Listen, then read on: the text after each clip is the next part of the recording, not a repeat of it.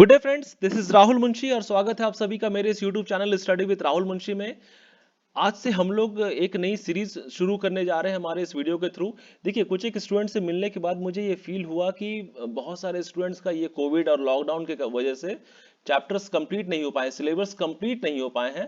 तो अगर मैं इन सभी चैप्टर्स पे ये जो second CBSE central board of secondary education के जो बुक्स होते हैं, स्पेशली साइंस, सोशल स्टडीज और मैथ्स, अगर इन सभी बुक्स के चैप्टर वाइज को क्लियरली वे में अगर सारे के सारे चैप्टर्स को अगर अपने कंप्लीट कराते हैं तो बहुत सारे स्टूडेंट्स को उसका बेनिफिट मिलता है।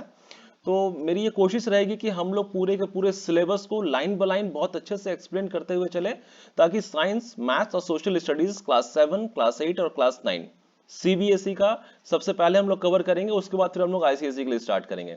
तो आइए शुरुआत करते हैं। आज का जो हमारा पहला चैप्टर है क्लास 7 का साइंस का, NCERT CBSE central board of secondary education का चैप्टर 1, उसको स्टार्ट करते हैं।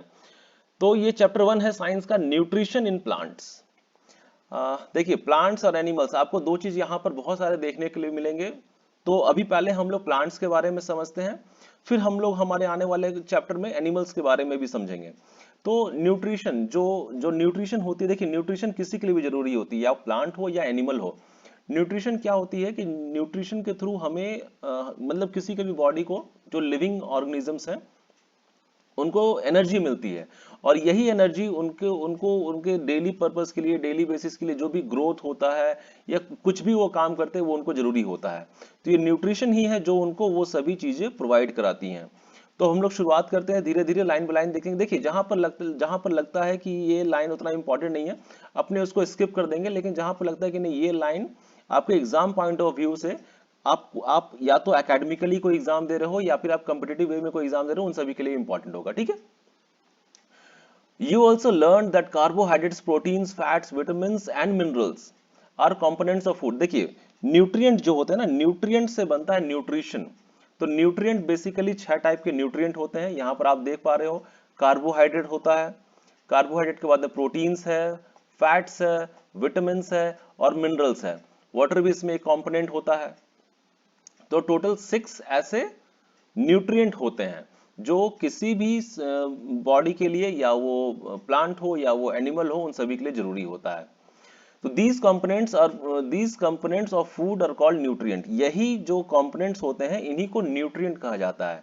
याद रखिए, यही न्यूट्रिएंट होते हैं। न्यूट्रिएंट वर्ड से न्यूट्रिशन बनता है। ठीक है। और ये हमारे शरीर के लिए ये हमारे बॉडी के लिए बहुत ही इंपॉर्टेंट होता है, necessary for our body. All living organisms require food. कोई भी, जैसे मैंने भी आपको कहा कि कोई भी लिविंग ऑर्गेनिज्म है, उसको उसको फूड चाहिए ही चाहिए। बिना फूड का वो सर्वाइव ही नहीं कर पाएगा। तो अगर उसको फूड चाहिए, तो फूड के थ्रू उनको एक्चुअली न्यूट्रिशन मिलता है। फूड में होता क्या है? फूड में न्यूट्रिशन होता है जो उनको, उनके बॉडी को रन करने के लिए उनको यूजफुल होता है। ठीक है। Plant can synthesize food. अभी देखिए, जो खाना हम लोग खाते हैं, जो फूड्स जो हम लोग खाते हैं, दो चीज हो सकते हैं। या तो वो फूड हमारा शरीर खुद बनाए, या तो वो फूड हम लोग किसी दूसरे से ले। दो ही ऑप्शन हमारे पास अवेलेबल है। तो प्लांट के पास में क्या है ना, कि ये एक प्रोसेस अवेलेबल है जिसके through plant can synthesize their own food. Plant can synthesize food for themselves, but animals including humans can not. लेकिन हमारे जो हम लोग ह्यूमंस या फिर एनिमल्स के पास में ये फैसिलिटी नहीं होती है कि वो अपना फूड्स खुद से बना सकते हैं। तो हमें क्या करना पड़ता है? हमें दूसरों पर निर्भर रहना पड़ता है। लेकिन प्लांट दूसरों पर निर्भर नहीं रहती है। Plant depends on themself, because plant can synthesize their own food. ठीक है।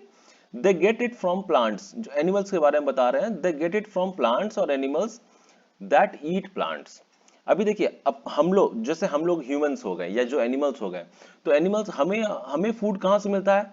या तो हमें वो प्लांट से मिलता है, या तो हमें वो किसी एनिमल से मिलता है। जो मीट खाते हैं ना, चिकन हो गया, मीट हो गया, फिश हो गया, तो वो एनिमल्स के थ्रू या प्लांट के थ्रू उनको मिलते हैं, जो हम लोग उनको खाते हैं। Thus humans and animals are directly और इनडायरेक्टली डिपेंडेंट ऑन प्लांट। तो आप ये बोल सकते हो कि हम लोग प्लांट पर डिपेंडेंट है। या तो हम लोग प्लांट को डायरेक्टली खा रहे हैं, या तो हम लोग कोई एनिमल को खा रहे हैं और वो एनिमल प्लांट को खाता है। मतलब हम लोग इनडायरेक्टली सारे के सारे प्लांट पर डिपेंडेंट हैं। ठीक है। जो अभी हमारा नेक्स्ट पॉइंट है वो है mode of nutrition in plants. अभी देखिए प्लांट्स में न्यूट्रिशन के क्या क्या मोड्स हो सकते हैं, कैसे न्यूट्रिशन मिलता है प्लांट को। मैंने आपको बताया ना न्यूट्रिएंट से वर्ड से बना है न्यूट्रिशन। तो अभी क्या क्या ऐसे मोड्स हैं जिस मोड्स के थ्रू प्लांट को न्यूट्रिशन मिलता है। Plants are the only organisms that can prepare food for themselves by using water, carbon dioxide and mineral. Water, carbon dioxide और मिनरल, ये तीन ऐसे कंपोनेंट्स हैं जिसको मिला करके जो प्लांट होती है वो अपना खाना खुद बनाती हैं। वो तीन कंपोनेंट है वाटर, कार्बन डाइऑक्साइड और मिनरल्स, ठीक है। The raw materials are present in their surroundings. और जितने भी ये जो भी रॉ मटेरियल्स है ये सभी प्लांट के सराउंडिंग में अवेलेबल है, क्योंकि देखिए अगर वो इजिली अवेलेबल नहीं होंगे तो प्लांट खाना नहीं बना पाएंगे। वो इजिली अवेलेबल रहते हैं, इसके कारण प्लांट को वो मिलता है और प्लांट अपना खाना बनाते हैं। The nutrients enable living organisms to build their bodies. जैसे मैंने आपको बताया कि जो न्यूट्रिएंट है उनका बेसिकली काम क्या होता है, उनका काम होता है कि वो बॉडी को, किसी भी और लिविंग ऑर्गेनिजम्स का जो बॉडी है उसको डेवलप कराते हैं, उसको ग्रो कराते हैं, to grow, to build their bodies और टू रिपेयर डैमेज्ड पार्ट्स। अभी सपोज कीजिए कि कोई प्लांट है या कोई एनिमल है, उसका कोई पार्ट डैमेज हो गया है, तो वो धीरे धीरे वो हील होता है ना। तो ये एक्चुअली अगर प्रॉपर न्यूट्रिशन दिया जाए ना तो वो सही टाइम पे सब कुछ जो भी डैमेज हुआ रहता है वो रिपेयर हो जाता है। तो to repair damage parts of their body and provide the energy to carry out life process. और वो मतलब डेली बेसिस के काम करने के लिए एनर्जी चाहिए, भी हमारे शरीर को भी एनर्जी चाहिए। तो एनर्जी कहाँ से मिलता है, ये एनर्जी हमें ये न्यूट्रिशन से ही मिलता है। और वो न्यूट्रिशन हमें कहाँ से मिलता है, जो हम लोग खाना खाते हैं उससे हमें न्यूट्रिशन मिलता है। Nutrition is the mode of taking food by N organisms. जैसे मैंने आपको बताया कि न्यूट्रिशन एक्चुअली उस मोड को कहते हैं जिस मोड के थ्रू हम लोग खाना खाते हैं। Taking food by an organism and its utilization by the body.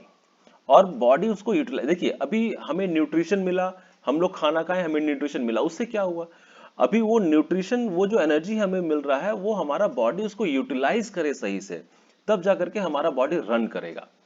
तो the mode of nutrition in which organisms make, sorry, the mode of nutrition in which organisms make food themselves from simple substances is called autotrophic। इसको please याद रखिए, इस word को autotrophic. Exam में simple sentence आपसे पूछा जाएगा what do you mean by autotrophics. तो ऑटोट्रॉपिक्स ऐसे ऑर्गेनिजम्स होते हैं जो अपना खाना खुद बना सकते हैं। देखिए ये जो ऑटोट्रॉपिक है ना, ये बेसिकली दो वर्ड से मिला है, दो वर्ड से बना है। This autotrophic word is a combination of two words, two words in the sense, first is auto, auto means self, auto का मतलब क्या होता है, सेल्फ, खुद।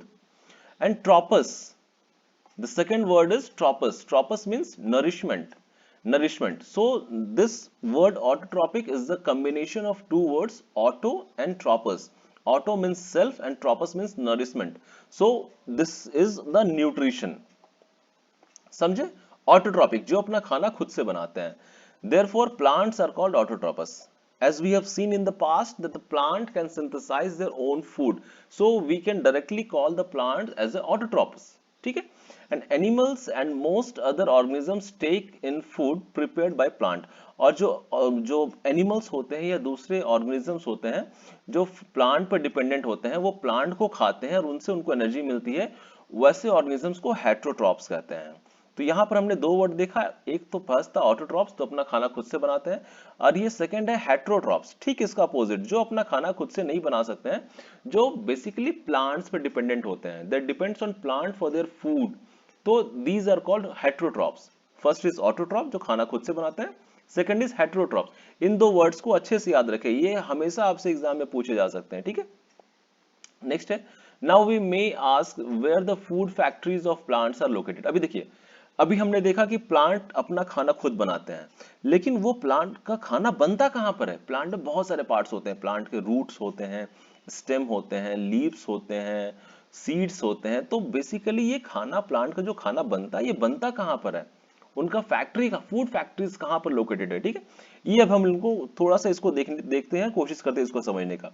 Weather food is made in all parts of the plants और only in certain parts, क्या वो हर plant के हर पार्ट में फूड्स बनता है या किसी सर्टेन पार्ट में बनता है। तो हम लोग देखते हैं कि ये एक्चुअली जो जिस प्रोसेस के थ्रू प्लांट अपना खाना, अपना भोजन खुद बनाती हैं, वो प्रोसेस है क्या एक्चुअली में? वो प्रोसेस का नाम है photosynthesis. Photosynthesis. Now again, this word is made up of two words, photo and synthesis. We are going to see that what this photosynthesis stands for. तो अभी हम लोग शुरुआत करते हैं photosynthesis, food making process in plant. Photosynthesis is the process by which the plant makes their own food. ठीक है, photosynthesis. ये याद रखिएगा, ये definition आपसे एग्जाम में पूछा जा सकता है. What do you mean by photosynthesis? Leaves are the food factories of plants. देखिए अभी हम लोग यहाँ पर डिस्कस कर रहे थे ना कि वो कोई स्पेसिफिक पार्ट होता है जहां पर प्लांट का खाना बनता है, या पूरे के पूरे प्लांट पे खाना कहीं बन सकता है। So now we come to know that the leaves, जो पत्ते होते हैं, leaves are the food factories of the plant. Actually में खाना जो बनता है प्लांट का, वो लीव्स में बनता है। Therefore all the raw materials must reach the leaf. अभी देखिए आपके घर पे खाना कहाँ पे बनता है? अभी सपोज कीजिए आपके घर में डाइनिंग हॉल है, रूम्स है, उसके बाद में किचन है, उसके बाद में बरामदा है, बहुत सारे ऐसे जगह हैं। लेकिन आपके घर में खाना कहाँ पे बनता है? आपके घर में खाना बनता है किचन में। तो आप ये जो लीव्स होता है, जो पत्ते होते हैं, ये प्लांट के लिए उनके किचन होते हैं।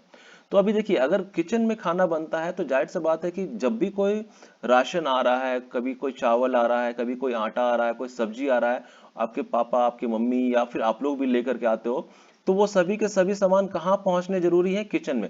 अगर किचन में नहीं पहुंचेगा, आप उसको कहीं और पर रख दियो तो खाना नहीं बन पाएगा। उसी तरह से प्लांट को खाना बनाने के लिए जिन भी चीजों का जरूरत है, कार्बन डाइऑक्साइड, वाटर, मिनरल्स, जैसा हमने पास में भी पीछे देखा, ये सभी के सभी चीजें लीव्स में पहुंचने जरूरी है, क्योंकि लीव्स इनका किचन है। ठीक है, water and minerals present in the soil are absorbed by the roots. अभी देखिए कार्बन डाइऑक्साइड तो इनको एयर से मिल जाता है, अभी जो वाटर्स और मिनरल्स है वो कहां से मिलता है? वो एक्चुअली सॉइल में अवेलेबल होते हैं।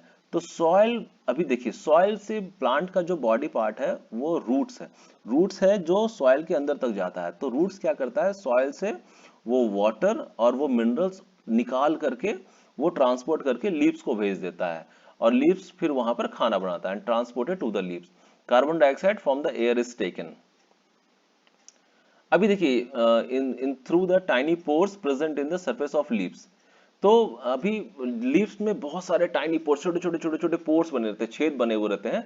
वहां उन्हीं से वो जो रूट्स के थ्रू जब पानी, वाटर और मिनरल्स भेजा जाता है, तो वो लोग वहां से उस रूट्स, वो पोर्स के थ्रू ही वो वहां पर उसको यूटिलाइज करते हैं। These pores are surrounded by guard cells, और वो जो पोर्स होते हैं वो गार्ड सेल से सराउंड किए रहते हैं। तो याद रखिएगा कि लीव्स के अंदर जो बहुत सारे छोटे छोटे पोर्स होते हैं, उस पोर्स को गार्ड सेल्स गार्ड किए हुए रहते हैं। Such pores are called stomata. Please याद रखिएगा स्टोमाटा, ये वर्ड क्या है? स्टोमाटा जो पोर्स होते हैं लीव्स में, उनको स्टोमाटा कहा जाता है। ये स्टोमाटा के साइड साइड में आपको गार्ड सेल्स मिलते हैं।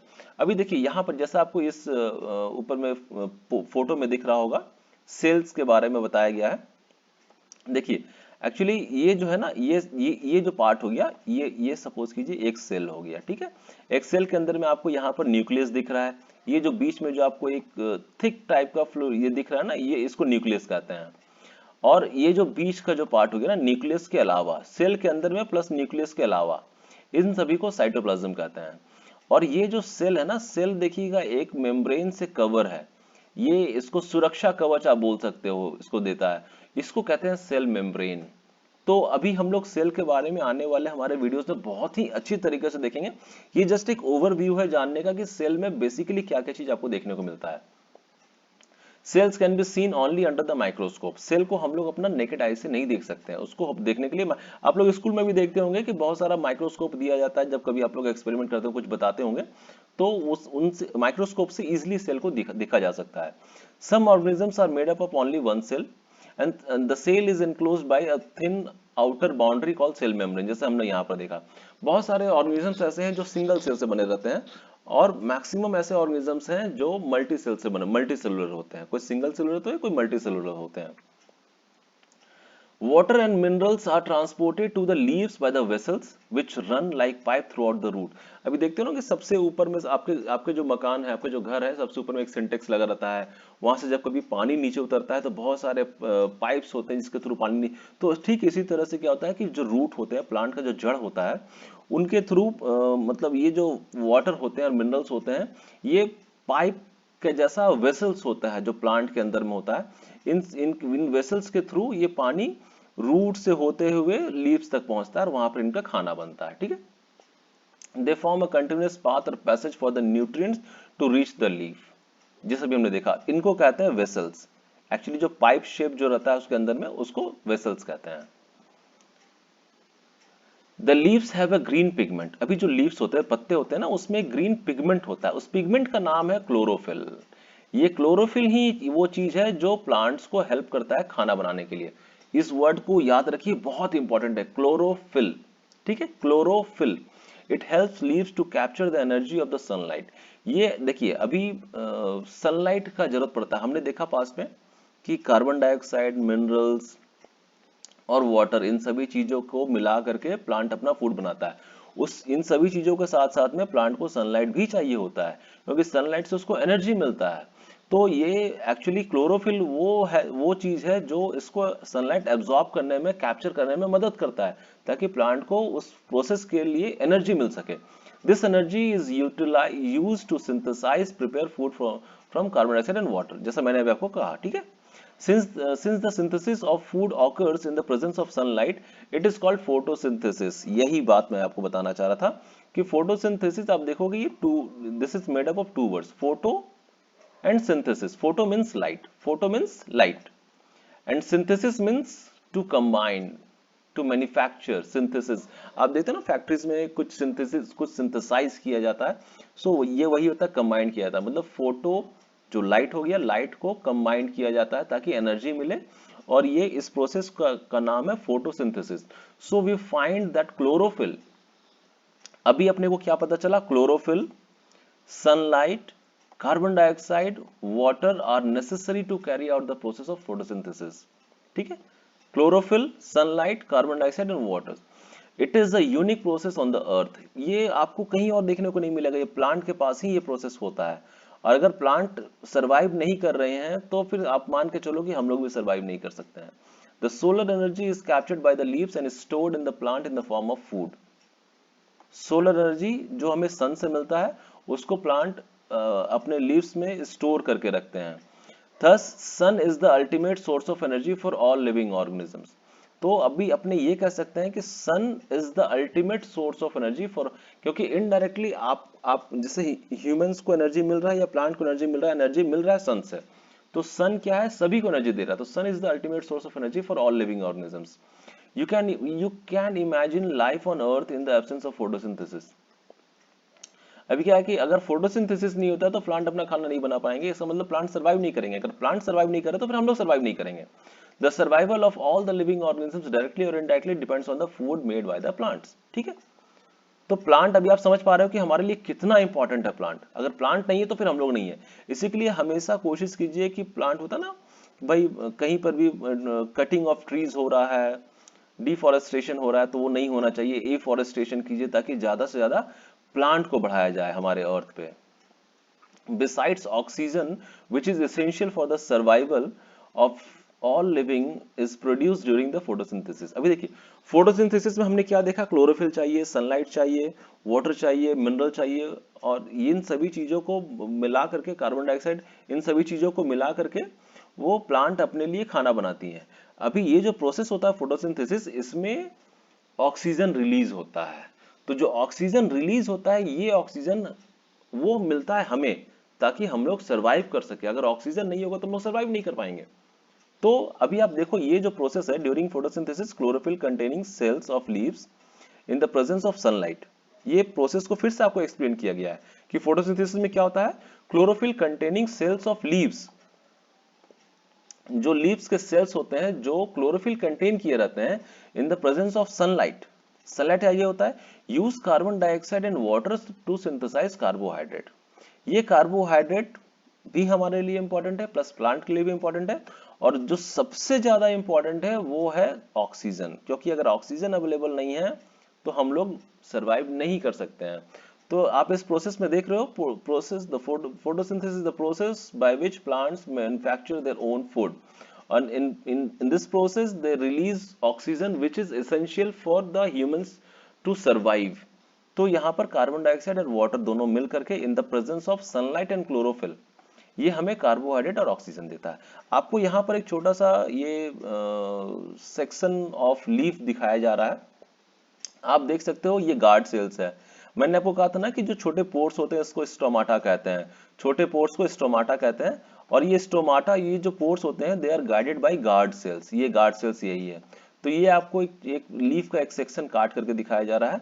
आप यहाँ पर भी देख सकते हो कि ये जो लीफ का एक सेक्शन है ये यहाँ पर, ये आप देखो ये स्टोमाटा का आपको दिखाया जा रहा है, ये गार्ड सेल्स हो गए, ये वाले पोर्शन ये गार्ड सेल्स हो गए।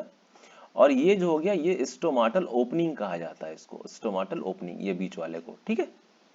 तो स्टोमाटा, फोटोसिंथेसिस, ये सभी बहुत इंपॉर्टेंट है। इन सभी चीजों को ना घर में बहुत अच्छे से याद कीजिए। अगर आप लोगों को कभी भी किसी भी पॉइंट में समझने में कुछ दिक्कतें आ रही है तो प्लीज मेरे कमेंट सेक्शन में मुझसे क्वेश्चंस कर सकते हैं, and I will try to give you a perfect answer which will be suitable for your examination point of view. So just try to let me know that what the problem you are facing with, ठीक है। अभी ये एक diagram just दिखाया जा रहा है कि how this photosynthesis actually works. तो this is the solar light, this is the sunlight, the sun which is the ultimate source of energy. The plant is receiving carbon dioxide, उसको carbon dioxide मिल रहा है, solar energy मिल रहा है, and in return it's releasing oxygen. और ये plant में ऑलरेडी क्लोरोफिल है यहाँ पर लीफ में, और ये जो वाटर और मिनरल है ये ट्रांसपोर्ट किए जा रहे हैं via root to lips, lips में ये पहुंच रहे हैं, ठीक है। During the process oxygen is release, जैसा मैंने आपको कहा कि इस प्रोसेस में ऑक्सीजन रिलीज होते हैं। The presence of starch in leaves indicates the occurrence of photosynthesis.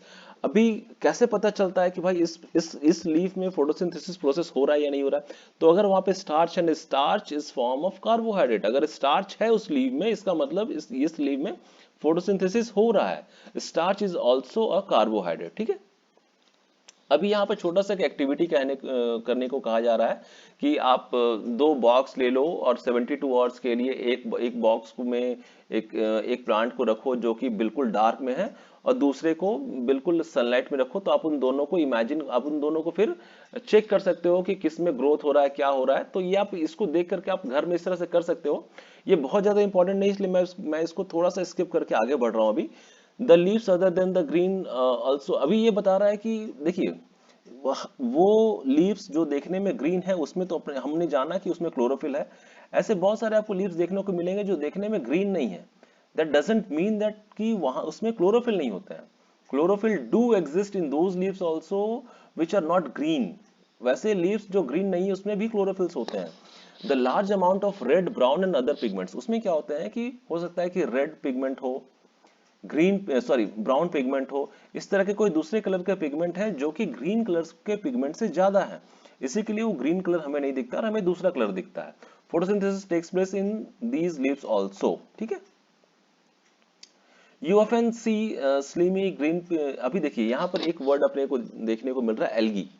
Algae क्या होता है उसके बारे में देखते हैं। कभी कभी आप लोग देखते हो ना कि जहाँ पर बहुत सारा पानी जमा हो रहता है, कभी जो कुआं होता है या फिर कुछ ऐसे जगह नाला उला जहाँ पर होता है उसके बगल में आपको ग्रीन कलर का बहुत ही छोटा छोटा माइन्यूट सा टाइनी सा आपको कुछ देखने को मिलता है कि वहां पे कुछ जमा हुआ है, उसका ग्रोथ हो रहा है। तो एक्चुअली में वो एल्गी होता है। Green patches in ponds or stagnant water bodies, these are generally formed by the growth of organisms called algae, ठीक है। You can guess why algae are green in color। अभी algae green color में क्यों होता है? Because they contain chlorophyll which gives them green color। Algae can also prepare their own food by photosynthesis, and algae do prepare their own food by the process of photosynthesis। जैसा कि plant में हमने देखा same to same उस तरह से algae भी करता है। अभी synthesis of plant food other than carbohydrates, अभी कार्बोहाइड्रेट्स के अलावा प्लांट और क्या क्या सिंथेसाइज करता है, ठीक है।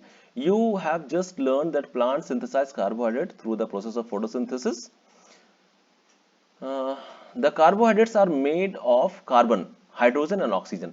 कार्बोहाइड्रेट्स बेसिकली तीन कंपोनेंट्स का मिक्सचर होता है। पहला होता है कार्बन, दूसरा होता है हाइड्रोजन, तीसरा होता है ऑक्सीजन। तो ये हो गया C, carbon stand C, hydrogen H and oxygen O, CHO. These are used to synthesize other components of food such as proteins and fats. अभी देखिए कार्बोहाइड्रेट्स तो जरूरी है ही है किसी भी लिविंग ऑर्गेनिजम्स के लिए, उसके साथ साथ प्रोटीन्स भी होना है, फैट्स भी होना है। प्रोटीन्स क्या होते हैं कि बेसिकली वो सेल को रिपेयर करते हैं, हमारे बॉडी को स्ट्रांग रखते हैं। फैट्स होता है वो स्टोर फैट्स होते हैं जो कार्बोहाइड्रेट्स स्टोर हो जाते हैं, वो इन फ्यूचर कभी उसको यूटिलाइज किया जाता है तो वो एज ए कार्बोहाइड्रेट्स यूज में आते हैं। तो ये सभी चीजें कार्बोहाइड्रेट के अलावा भी बहुत जरूरी है। But proteins are nitrogenous substances which contain nitrogen. लेकिन अभी देखिए प्रोटीन जो होते हैं ये नाइट्रोजिनस सब्सटेंसेस होते हैं, इसका मतलब कि प्रोटीन्स में नाइट्रोजन भी होते हैं। तो अभी ये नाइट्रोजन कहाँ से मिलता है प्लांट को? अभी तक हमने देखा कि जो वाटर होता है वो रूट्स को ट्रांसपोर्ट कर देता है, सनलाइट उसको सोलर एनर्जी से मिल जाता है, क्लोरोफिल उसके लीफ में होता है।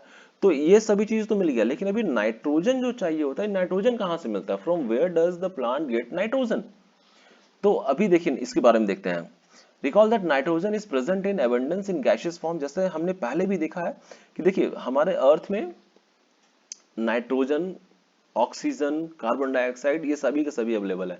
कोई गैस ऐसे हैं जो बहुत ज्यादा मात्रा में अवेलेबल है जैसे नाइट्रोजन, कोई गैस ऐसे हैं जो बहुत ही कम मात्रा में अवेलेबल है जैसे कार्बन डाइऑक्साइड हो गया, अदर गैसेस हो गए, ऑक्सीजन भी आप बोल सकते हो। तो अभी देखिए जो जो फ्रीली नाइट्रोजन है जो एटमॉस्फेयर में अवेलेबल है, अभी प्लांट के पास एक ही ऑप्शन है कि ये उसी नाइट्रोजन को यूटिलाइज करेगा जो हवा में, देखिए हवा में आपको जो सांस हम लोग ले रहे हैं वो ऑक्सीजन, इसके साथ साथ हवा में आपको नाइट्रोजन भी अवेलेबल है, इसके साथ साथ हवा में कार्बन डाइऑक्साइड भी अवेलेबल है। तो हवा में जो नाइट्रोजन अवेलेबल है उसी नाइट्रोजन को प्लांट यूटिलाइज कर सकते हैं। However plant can not absorb nitrogen in this form. लेकिन प्लांट के पास में वो टेक्निकलिटी नहीं है कि हवा में जो नाइट्रोजन अवेलेबल है उसको वो लोग यूज कर पाए। ठीक है, तो अभी उनके पास एक ऑप्शन जो बच रहा है वो बच रहा है soils has certain bacteria that converts gaseous nitrogen. अभी देखिए नाइट्रोजन एयर में अवेलेबल है लेकिन प्लांट उसको एयर से डायरेक्टली नहीं ले सकता क्योंकि प्लांट के पास में वो टेक्निकलिटी नहीं है। तो अभी अभी यहाँ पर एक चीज क्या लाइमलाइट में आता है कि सॉइल्स, जो मिट्टी जो होती है, सॉइल्स में कुछ बैक्टीरिया होती हैं। वो क्या करती हैं, उनका काम होता है जो गैसियस नाइट्रोजन होते हैं, हवा में जो नाइट्रोजन होते हैं उसको कन्वर्ट कर देते हैं, ताकि वो कन्वर्ट किया हुआ नाइट्रोजन फिर वो जो प्लांट होते हैं वो प्लांट उसको एब्जॉर्ब कर लेते हैं। क्योंकि वो उसको कन्वर्ट करने के बाद में उन गैसियस नाइट्रोजन को वो सॉइल में रिलीज कर देते हैं और वो रूट के थ्रू फिर वो वापस आकर के प्लांट में मिल जाता है नाइट्रोजन। तो आप समझ पा रहे हो कि नाइट्रोजन प्लांट को कैसे मिल रहा है। soil has certain bacteria that convert gaseous nitrogen into a usable form and release it into the soil. These are absorbed by the plant along with water. अभी जब वो सॉइल में रिलीज कर दिए गए हैं रूट्स के द्वारा, सॉरी बैक्टीरिया के द्वारा, तो जो रूट्स हैं, जो जड़ हैं, जो प्लांट की जो जड़ हैं, वो क्या करते हैं, उसको एब्जॉर्ब करके प्लांट वाटर के साथ में नाइट्रोजन को भी एब्जॉर्ब करता है और फाइनली उसको वहां तक पहुंचा देता है जहां पर अब उसका जरूरत होने वाला है। ठीक है, also you might have seen farmers adding fertilisers rich in nitrogen. बहुत सारे जगह में आप देखते होंगे कि जहां पर खेती की जाती है, चाहे तो राइस होता है, चाहे वीट होता है, चावल गेहूं कुछ होते हैं, तो आप देखते होंगे कि बहुत सारे किसान भाई हमारे ऐसे होते हैं जो फर्टिलाइजर्स को एक्स्ट्रा ऊपर से मैन्योर्स या फर्टिलाइजर्स उसको छिड़काव करते हैं अपने अपने फील्ड में, अपने अपने खेतों में, ताकि वो एक्चुअली जो फर्टिलाइजर्स होते हैं वो नाइट्रोजिनस होते हैं, तो ज्यादा से ज्यादा नाइट्रोजन उनको मिलता है और ये नाइट्रोजन ये डायरेक्टली प्लांट अब्सॉर्ब कर लेता है फिर। ठीक है, sorry, in this way the plant fulfill their requirements of nitrogen along with other constituents. Plant can then synthesize proteins and vitamins. Sorry. Other modes of nutrition in plant. अभी तो हमने ये देखा कि ये एक मोड था, अभी इसके अलावा अदर मोड्स ऑफ न्यूट्रिशन क्या है? There are some plants which do not have chlorophyll। कुछ प्लांट्स ऐसे हैं जिसमें क्लोरोफिल नहीं होते हैं। They can not synthesise their food. जाहिर सी बात है अगर क्लोरोफिल नहीं तो अपना खुद खाना खुद से नहीं बना सकते हैं, लेकिन सर्वाइव करने के लिए उनको खाना चाहिए, तो उनको खाना मिलता कहाँ से है? How do they survive? Like humans and animals such plants depends on the food produced by other plants. जिस तरह से हम लोग दूसरे प्लांट पर निर्भर हैं, हम लोग दूसरे एनिमल्स पर निर्भर है, उसी तरह से बहुत सारे ऐसे प्लांट भी हैं जो दूसरे प्लांट पर निर्भर है, या हो सकता है वो दूसरे किसी इंसेक्ट पर निर्भर है अपना खाना के लिए। तो दे आर कॉल्ड हेट्रोट्रॉपिक्स। तो ऐसे प्लांट जो दूसरे प्लांट पर या दूसरे किसी माइक्रो ऑर्गेनिजम्स पर डिपेंडेंट है, उनको हेट्रोट्रॉपिक मोड ऑफ न्यूट्रिशन कहा जाता है, उस प्रोसेस को। ठीक है, अभी मैं आपको एक फोटो दिखा रहा हूं जहां पर आपको एक कुस्कटा देखने को मिलेगा। ये एक प्लांट होता है जो कि दूसरे प्लांट के ऊपर में वो डिपेंडेंट रहता है अपना खाना खाने के लिए। It takes readymade food from the plant on which it is climbing. वो होता है ना कि भाई एक पेड़ है, आप लोग देखे होंगे कई एक बार, लेकिन कभी गौर नहीं किए होंगे। एक पेड़ है जो जिसके ऊपर में आपको दूसरा पेड़ एक देखने को मिलता है, वो चढ़ता जा रहा है, चढ़ता है, धीरे धीरे पूरा का पेड़ को, ट्री को कवर कर लेता है। तो एक्चुअली वो कवर करने के साथ साथ में ना वो उसका खाना खाना भी शुरू कर देता है उस प्लांट का। The plant on which it climbs it's called host. जिस प्लांट के ऊपर में वो क्लाइम कर रहा है, चढ़ रहा है, उसको होस्ट कहते हैं। Since it deprives the host of valuable nutrients. ये देखिए, ये जो मैं आपको बता रहा था ना कि ये देखिए, ये ऑलरेडी आपको एक प्लांट दिख रहा है। ये प्लांट ऊपर तक जा रहा है, इधर जा रहा है, उधर जा रहा है, सभी जगह जा रहा है। और इसकी ये जो आपको दिख रहा है येलो कलर का, ये इसको पूरा का पूरा इसको कवर किए जा रहा है। ये एक्चुअली इसको, इसके पास में क्लोरोफिल नहीं है, लेकिन इसको जिंदा भी रहना। ये क्या करता है, ये इस प्लांट का जो, ये प्लांट जो खाना बना रहा है उसी का खाना ये खाता है। ठीक है, तो आप एक तरह से बोल सकते हो कुस्कटा इज द पैरासाइट। पैरासाइट का मतलब होता है कि जो दूसरे पर डिपेंड रहकर धीरे धीरे धीरे धीरे उसको दीमक की तरह खा जाता है। तो ये वही है कुस्कुटा, ये एक पैरासाइट होता है। Are we and other animals also a kind of parasite. ये क्वेश्चन यहाँ पूछा जा रहा है कि क्या हम लोग भी पैरासाइट हैं। तो एक्चुअली हम लोग पैरासाइट नहीं होते हैं। ये पैरासाइट वो होते हैं जो फुल्ली दूसरे पर डिपेंडेंट रहते हैं और उसका ही भोजन यूज कर लिया करते हैं।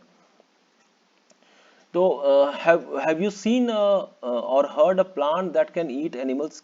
तो मतलब आपने कभी कोई ऐसा प्लांट देखा है जो, या कभी किसी प्लांट के बारे में सुना है जो कि एनिमल्स, सॉरी, जो कि किसी एनिमल्स को खाते हैं। ये सुनने में बहुत बहुत उटपटांग से लग रहा है, बहुत अजीब सा लग रहा है, लेकिन ये एक्चुअली में सरवाइव करते हैं ऐसे प्लांट जो कि छोटे छोटे एनिमल्स या छोटे छोटे इंसेक्ट्स को भी खा जाते हैं। तो there are few plants which can trap insects and digest them. कुछ एक प्लांट ऐसे हैं, सुनने में बहुत अमेजिंग है, बहुत वियर्ड है, but yes they do survive. Such plants may be green or some other colour. Look at the plant 1.6। This is the 1.6 pitcher like और jug like structure is the modified part of the leaf। ये देखिए, ये leaf का एक modified part है। ये leaf का एक मॉडिफाइड पार्ट है। ठीक है, ये देखिए, ये लीफ का ही पार्ट है ये पूरा का पूरा। तो अभी क्या होता है कि ये जो कवर आपको देखने को मिल रहा है ना, ये अभी खुला हुआ है। अभी कोई छोटा सा इंसेक्ट रहता है, वो क्या करता है, वो यहाँ से देखता है खुला हुआ है, ये यहाँ से एंटर कर जाता है। एंटर करने के बाद में क्या है कि इसके अंदर में ना बहुत सारे छोटे छोटे छोटे छोटे, यहाँ पर उसको एक जाली के जैसा मिलता है। तो एक बार जो इंसेक्ट एंटर कर गया, ये अंदर में जो ये जो ट्रैप है ना, ये इसको पकड़ लेता है। ये पकड़ करके धीरे धीरे धीरे धीरे धीरे धीरे वो इसको पूरा एब्जॉर्ब कर लेता है, और जो न्यूट्रिएंट, जो न्यूट्रिशन उससे उसको लेना रहता है वो उससे ले लेता है। मतलब वो कीड़ा को मार करके अपना भोजन बना लेता है, खा लेता है उसको। ठीक है, ये पिचर होता है, पिचर प्लांट इसको बोलते हैं। Inside the pitcher there are hair which are directed upward. जैसे मैंने आपको बताया ना कि हेयर जैसा वो कॉम्प्लेक्स स्ट्रक्चर बना हुआ रहता है। When an insect lands in the pitcher the lid closes. जब भी कोई इंसेक्ट उसमें लैंड करता है, वो पिट जो लिड है ना, ये लिड ऊपर वाला, इसको लिड कहते हैं, ये खुद ब खुद बंद हो जाता है। कीड़ा अंदर में फंस जाता है और उसको एब्जॉर्ब करके उसका न्यूट्रिशन को ले लिया जाता है। The lid closes and the insect is trapped. The insect is digested by the digestive juices secreted in the pitcher and its nutrients are absorbed. ठीक है, Such insect eating plants are called insectivorous plant। Please याद रखिएगा इस नाम को। insectivorous plants वैसे plants होते हैं जो कि insects को खा जाते हैं, छोटे छोटे insects को खा जाते हैं। और यहाँ पर हमने एग्जाम्पल में क्या देखा, पिचर प्लांट को देखा। It is possible that such plants do not get all the required nutrients from the soil in which they grow। जाहिर सी बात है कि ये प्लांट क्या है कि भाई ये जहाँ पर ग्रो कर रहे हैं, इनको सारे के सारे न्यूट्रिशन यहाँ से नहीं मिलते हैं। इसी के लिए इनको इस पर ही डिपेंडेंट रहना पड़ता है। ये इसी के थ्रू ही डिपेंड रहते हैं और यही कीड़ा मकोड़ा को खा जाते हैं। इसके अलावा एक पॉइंट हम लोग यहाँ पर देख रहे हैं, सेप्रोट्रॉप्स। अब ये सेप्रोट्रॉप्स क्या होता है इसके बारे में देखते हैं, बहुत इंपॉर्टेंट है ये भी। You might have scene packets of mushrooms, जिसको हम लोग हिंदी में कुकुरमुत्ता कहते हैं। मशरूम्स आप लोग देखे होंगे, sold in the vegetable market. You और कभी कभी आप देखोगे ना कि बारिश का मौसम में कहीं कहीं पे इसी तरह अगर लकड़ी रखी हुई है तो लकड़ी के ऊपर में भी ना आपको इस तरह से व्हाइट कलर का छोटा सा एक अम्ब्रेला स्ट्रक्चर में देखने को मिलेगा। ये आप देख पा रहे हो यहाँ पर, ये वो मशरूम है जो आपको पैकेट्स में मार्केट में मिलता है, जो हम लोग खाते हैं। और ये भी आपको देखने को मिलेगा कहीं कहीं पे मडी लैंड रहता है तो वहां पर आपको ये सब चीज देखने को मिलता है। तो ये जो होता है ये एक्चुअली क्या होते हैं ये, तो ये एक्चुअली में फंगस आप लोग सुने होंगे। ये फंगस का ही एक एक टाइप होता है।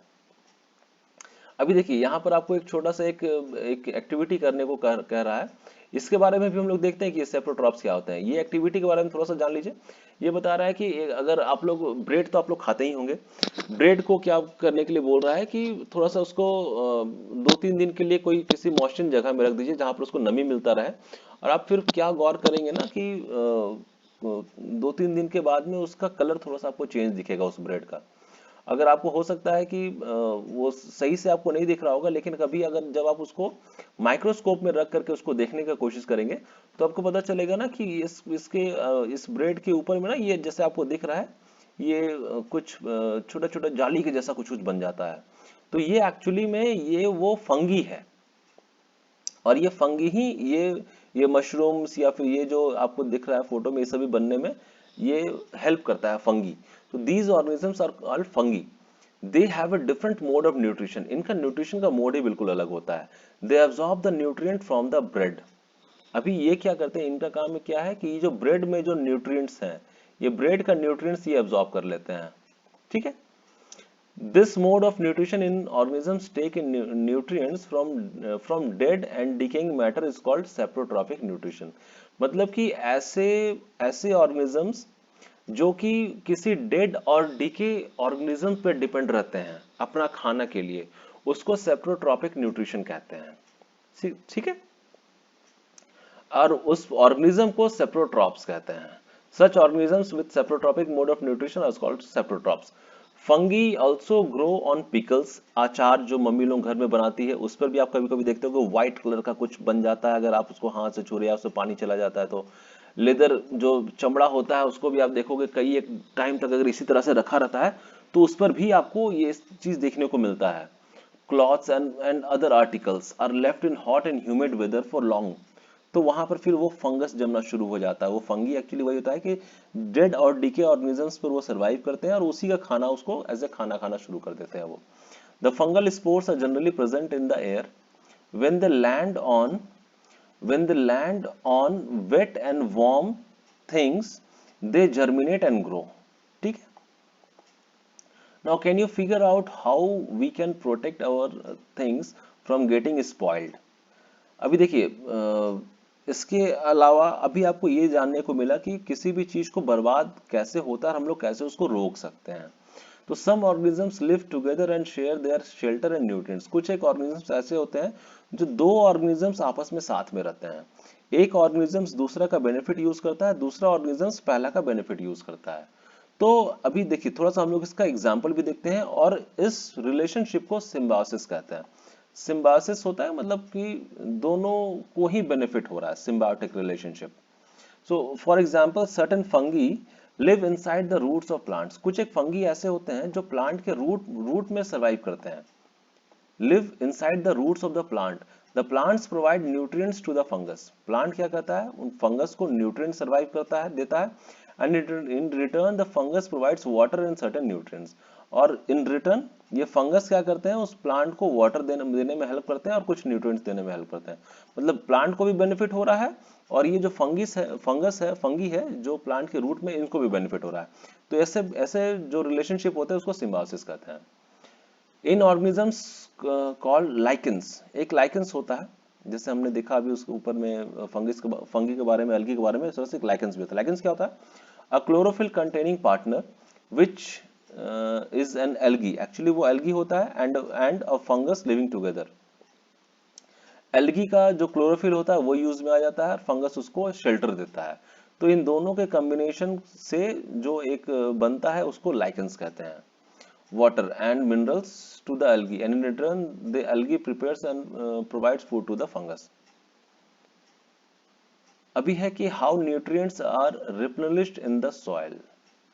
Nutrients soil में कैसे replenish होते हैं वो उसको अभी अपने थोड़ा सा जानते हैं। Have you seen farmers spreading manures or fertilizers in the field or gardener?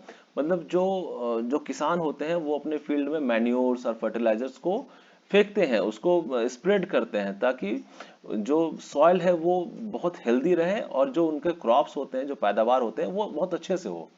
You learned that plants absorb minerals and nutrients from the soil. हमने ये भी देखा कि जो प्लांट है वो एब्जॉर्ब करते हैं, खींचते हैं मिनरल्स को, न्यूट्रिएंट को, वाटर को सॉइल से, मिट्टी से। So their amount in the soil keep on declining. अभी देखिए किसी भी चीज को आप कंटिन्यूस बेसिस पे खा रहे हैं, खत्म कर रहे हैं, तो धीरे धीरे वो खत्म हो जाएगा। लेकिन अगर दूसरे साइड से जब आप वही चीज ऐड करते जाते हो तो एक साइड से वो चीज बढ़ता जा रहा है, दूसरे साइड से अगर आप उसको खा भी रहे हो ना तो वो खत्म नहीं होता है। तो यही होता है कि रेप्लेनिश कैसे हम लोग कर सकते हैं न्यूट्रिएंट को। तो ये एक मैनुअल आपको ये बताया जा रहा है कि आप अपने अगल बगल अगर कहीं खेत है, वहां पे मिट्टी है, तो उस मिट्टी को आप कैसे सही से रख सकते हो, क्योंकि अगर टाइम टू टाइम अगर उसमें न्यूट्रिएंट नहीं डाला जाएगा तो फिर वो बंजर हो जाएगी, वो मिट्टी वो उपजाऊ नहीं रहेगी। तो fertilisers and manures contain nutrients such as nitrogen, potassium, phosphorus etcetera. तो फर्टिलाइजर्स एंड मैन्यूअर्स जो किसान भाई लोग डालते हैं अपने जमीन पे, उसमें एक्चुअली नाइट्रोजन्स होते हैं, उसमें पोटेशियम होते हैं, उसमें फास्फोरस होते हैं। ये सभी न्यूट्रिएंट्स हेल्प करते हैं प्लांट को सॉइल को हेल्दी रहने में। These nutrients need to be added from time to time to enrich the soil. We can grow plants and keep them healthy if we can fulfill the nutrient requirement of plants. अगर अपने को plant का nutrient requirement पता चल रहा है तो हम लोग क्या करेंगे कि उसी के अकॉर्डिंग उस मिट्टी में ज्यादा से ज्यादा वही न्यूट्रिएंट डालेंगे ताकि प्लांट उसी न्यूट्रिएंट को खाए, उसी न्यूट्रिएंट को यूज करे और हमें अच्छा से अच्छा एक क्रॉप मिले, हमें अच्छा से अच्छा एक पैदावार मिले। ठीक है। Usually crop plants absorb a lot of nitrogen. अभी मतलब आमतौर पे क्या देखा जाता है कि जो क्रॉप प्लांट्स होते हैं वो नाइट्रोजन बहुत ज्यादा यूज करते हैं and soil become deficient in nitrogen. उसके कारण क्या होता है कि जो वहां के सॉइल होते हैं वो नाइट्रोजन उसमें कम हो जाता है, बिल्कुल ऑलमोस्ट खत्म हो जाता है। तो इसी के लिए अगर नाइट्रोजन से ज्यादा भरा हुआ वहां पर कुछ चीज दिया जाए, फर्टिलाइजर्स, मैन्योर्स, तो वहां के सॉइल हेल्दी रहेंगे। दो nitrogen gas is available in plenty in the air. Nitrogen gas हमने देखा कि 78% के आसपास वो नाइट्रोजन हमारे एटमॉस्फेयर में अवेलेबल है, लेकिन प्लांट उस नाइट्रोजन को यूज नहीं कर पाता है। तो क्या करता है, plant can not use it in manure, they use the carbon dioxide. They need nitrogen in A soluble form, क्योंकि उनको नाइट्रोजन सॉल्युबल फॉर्म में चाहिए। अभी देखिए यहाँ पर आपको एक बैक्टीरिया का नाम देखने को मिलता है, rhizobium. The bacterium called rhizobium can take atmospheric nitrogen and convert it into a usable form. ये जो राइजोबियम होता है ये क्या करता है, एटमॉस्फेरिक नाइट्रोजन जो अवेलेबल है उसको लेकर के ये नाइट्रोजन को कन्वर्ट कर देता है ताकि प्लांट के लिए ये यूजेबल फॉर्म में आए। But rhizobium can not make its own food. लेकिन राइजोबियम क्या है, वो अपना खाना खुद नहीं बना सकता है। Sorry. So it often lives in the roots of grams. तो इसी के लिए क्या करता है कि ये जड़ में रहता है, जो चना होता है ना ग्राम, उसके जड़ में रहता है, पीस के जड़ में रहता है, मूंग में, बीन्स में। इसी के लिए इन सभी जो लेग्यूम्स होते हैं, लेग्यूमिनस प्लांट्स होते हैं, they are rich in nitrogen. तो कभी ऐसा कुछ होता है कि डॉक्टर्स बोलते हैं कि भाई आप लोग इन सभी चीजों को भी सही मात्रा में खाया कीजिए ताकि जो बाकी न्यूट्रिएंट्स होते हैं ना जो हमारे बॉडी को जाने चाहिए, स्पेशली विथ नाइट्रोजन, वो सही मात्रा में हमारे बॉडी को जाए। Other and provide them with nitrogen. In return, the plants provide food and shelter to the bacteria. और बैक्टीरिया क्या है कि वहां रहने के लिए घर मिल जा रहा है, खाना मिल जा रहा है, और प्लांट को उससे बेनिफिट हो जा रहा है कि वो नाइट्रोजन को कन्वर्ट कर दे रहा है ताकि उनके यूजेबल फॉर्म में आ जाए वो। They thus have a symbiotic relationship. हमने देखा symbiotic relationship दोनों को ही बेनिफिट होता है। This association is of great significance for the farmers. They can reduce the use of nitrogenous fertilizers where leguminous plants are grown. तो जहां पर leguminous plants ज्यादा से ज्यादा हो रहा है तो वहां पर फर्टिलाइजर से मैन्योर ज्यादा डालने की जरूरत भी नहीं है, क्योंकि वहां पर जो बैक्टीरिया है, राइजोबियम बैक्टीरिया, वो अपना काम वहां पे कर दे रहे हैं। So most of the pulses dals are obtained from leguminous plants. In this chapter you learn that most of the plants are autotrophs. हमने देखा कि बहुत मतलब लगभग सारे के सारे प्लांट्स ऑटोट्रॉप्स होते हैं। कुछ एक प्लांट्स ऐसे भी होते हैं जो दूसरे छोटे छोटे एनिमल्स को या इंसेक्ट्स को खा जाया करते हैं। Only a few plants are parasitic और सेप्रोट्रॉपिक्स। कुछ एक ही प्लांट होते हैं जो पैरासाइटिक या सेप्रोट्रॉपिक होते हैं। They derive nutrition from other organisms और उनको हेट्रोट्रॉप्स कहते हैं। All organisms are categorised as heterotrophs since they depend on plants and other animals for food. So can we say that the insectivorous plants are partial heterotrophs? हाँ, क्योंकि वो insects पे depend रहते हैं, वो अपना खाना खुद से नहीं बना रहे हैं। तो अभी देखिए इन चैप्टर अब जो हम लोग यहाँ पर नेक्स्ट जो देख रहे हैं, ये वही पॉइंट्स जो हमने हमारे वीडियो में अभी तक कवर किया है। तो इन सभी पॉइंट्स को मैं अभी यहाँ पे कवर नहीं करा रहा हूँ। क्वेश्चन से आप लोग प्लीज घर में इस क्वेश्चंस को अच्छे से देखिए। कुछ भी डाउट होने से, कुछ भी प्रॉब्लम होने से आप प्लीज मेरे कमेंट सेक्शन में मुझे लिख सकते हो। मैं कोशिश करूंगा कि उसका अच्छा से अच्छा एक्सप्लेनेशन आप लोगों को बताऊं, ताकि ये देखिए ये इतना बेसिक सा चीज है ना कि आप, मैं फिर आपको बता रहा हूँ कि या तो आप कोई एकेडमिकली कोई एग्जाम दे रहे हो, क्लास 7 का कोई एग्जाम दे रहे हो, या फिर आप कोई कम्पिटिटिव एग्जाम दे रहे हो, क्योंकि ये जो बेसिक सा साइंस का बेसिक है, ये आपका पीछा कभी नहीं छोड़ने वाला है। तो इन सभी चीजों को घर में बहुत अच्छे से पढ़ें, बिल्कुल जो पूरा कॉन्सेप्ट है उसको क्लियर कर लें। और प्रॉब्लम होने से मैं हूं, किसी भी तरह का क्वेश्चन होने से, प्रॉब्लम होने से आप मेरे कमेंट सेक्शन में मुझे लिख सकते हैं। मैं उसका सही से सही आप लोगों को एक आंसर दे दिया करूंगा। अगर आपको मेरा ये वीडियो अच्छा लगा हो तो प्लीज मेरे वीडियो को लाइक कीजिए, मेरे channel study with Rahul Munshi को सब्सक्राइब कीजिए, ज्यादा से ज्यादा अपने फ्रेंड्स को शेयर कीजिए कि इस वीडियो को देख सकते हैं, बेनिफिट ले सकते हैं। मैं कोशिश करूंगा कि हमारे आने वाले वीडियोस में इन सभी चैप्टर्स को, क्लास 7, 8, 9 साइंस, सोशल स्टडीज और math, specially science, social studies और मैथ्स को मैं लाइन बाय लाइन आप लोगों को कवर करा दूं। इसके अलावा किसी भी तरह का और हेल्प चाहिए होगा तो प्लीज मेरे कमेंट सेक्शन में मुझे लिखा कीजिए। और अपने घर में रहें, टाइमली स्टडी किया करें। Thank you so much.